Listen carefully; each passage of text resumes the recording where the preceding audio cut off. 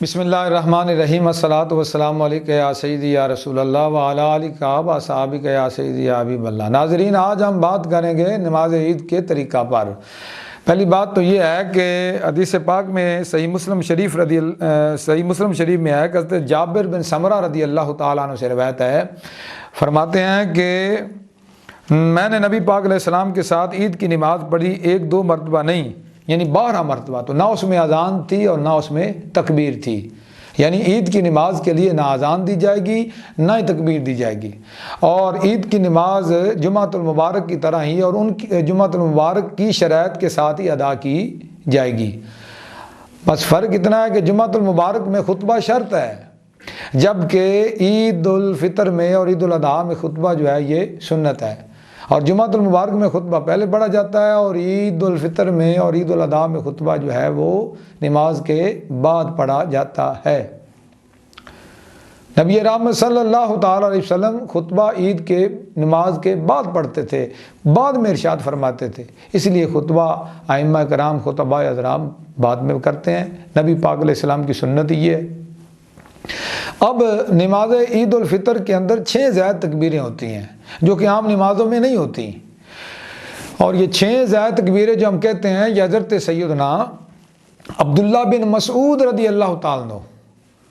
ان کا یہ موقف ہے کہ 3 تکبیریں پہلی رکعت میں قرات سے پہلے کی جائیں اور 3 تکبیریں دوسری رکعت میں قرات کے بعد کہی جائیں، اور ہر تکبیر کے وقت ہاتھ جو ہے وہ کانوں تک اٹھایا جائے۔ یہ 6 زائد تکبیریں ہیں۔ تو نبی پاک صلی اللہ تعالیٰ علیہ وآلہ وسلم بھی 6 تکبیریں کہتے تھے، اسی لیے تو حضرت عبداللہ بن مسعود نے ان 6 تکبیروں کا ذکر فرمایا ہے۔ اب نماز عید الفطر کو جب ہم نے ادا کرنا ہے تو اس کی نیت کرنی، نیت کی میں نے اس نماز کی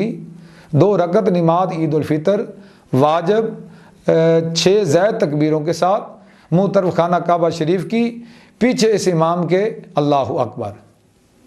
اس کے بعد ہم سبحانک اللہ پڑھیں گے، اور پھر 3 تکبیریں جو ہیں وہ عید الفطر کی ادا کی جائیں گی۔ اللہ اکبر، ہاتھوں کو کانوں کے برابر ہم نے لانا ہے، تکبیر کہہ کے ہاتھ چھوڑ دینے ہیں، 3 مرتبہ سبحان اللہ سبحان اللہ سبحان اللہ کہنے کی مقدار رکے رہنا ہے، پھر دوبارہ ہاتھ اٹھانے ہیں، اللہ اکبر، پھر ہاتھ چھوڑ دینے ہیں اور 3 مرتبہ سبحان اللہ کہنے کی مقدار رکے رہنا ہے، پھر تیسری بار کانوں تک ہاتھ اٹھانے ہیں اور اللہ اکبر کہہ کے پھر ہاتھ ناف کے نیچے باندھ لینے ہیں۔ پھر امام سورۃ فاتحہ پڑھے گا، کوئی اور سورت ساتھ پڑھے گا، رکوع ہوگا، سجدہ ہوگا، پھر دوسری رکعت کے لیے ہم کھڑے ہوں گے، امام سورۃ فاتحہ پڑھے گا، کوئی اور سورت پڑھے گا، اور پھر رکوع جانے سے پہلے یہ 3 تکبیریں کہیں جائیں گی، اسی طرح ہی ہاتھوں کو کانوں تک اٹھائیں گے، اللہ اکبر کہیں گے، ہاتھ چھوڑ دیں گے، وقفہ ہوگا 3 بار سبحان اللہ کہنے کی مقدار، پھر ہاتھ اٹھائیں گے کانوں تک، اللہ اکبر کہہ کے ہاتھ چھوڑ دیں گے، پھر تیسری بار ہاتھ اٹھائیں گے کانوں تک اور اللہ اکبر کہہ کے ہاتھ چھوڑ دیں گے، چوتھی تکبیر جو کہیں گے تو رکوع میں چلے جائیں گے۔ ناظرین، آپ کو عام مسئلہ کی طرف متوجہ کرنے جا رہا ہوں۔ ہم میں سے بعض دوست لیٹ ہو جاتے ہیں،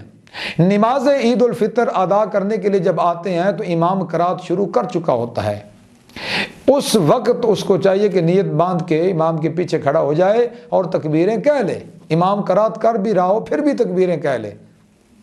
اور اگر امام رکوع میں ہے، اب یہ آیا ہے، اب اگر اسے غالب گمان ہو کہ میں تکبیریں کہہ کے رکوع میں امام کے ساتھ شامل ہو جاؤں گا تو کھڑے کھڑے تکبیریں کہہ کے امام کے ساتھ رکوع میں شامل ہو جائے، اور اگر اسے غالب گمان نہ ہو تو پھر یہ رکوع میں شامل ہو جائے اور رکوع کے اندر بھی یہ تکبیریں کہہ سکتا ہے۔ دوسرا مسئلہ یہ ہے کہ اگر یہ اس وقت آیا جب امام 1 رکعت ادا کر چکا ہے تو پھر یہ امام کے ساتھ شامل ہو جائے، دوسری رکعت امام کے ساتھ مکمل کرے، جب امام سلام پھیرے گا تو یہ اٹھ کے کھڑا ہو جائے، سبحانک اللہ پڑھے اور 3 تکبیریں کہے، الحمد شریف اور سورت پڑھے اور اپنی نماز مکمل کرے۔ اگر امام کے ساتھ یہ اتحیات میں شامل ہوا ہے، سجدے میں شامل ہوا ہے، دوسری رکعت کے امام دونوں رکعتیں پڑھ چکا ہے،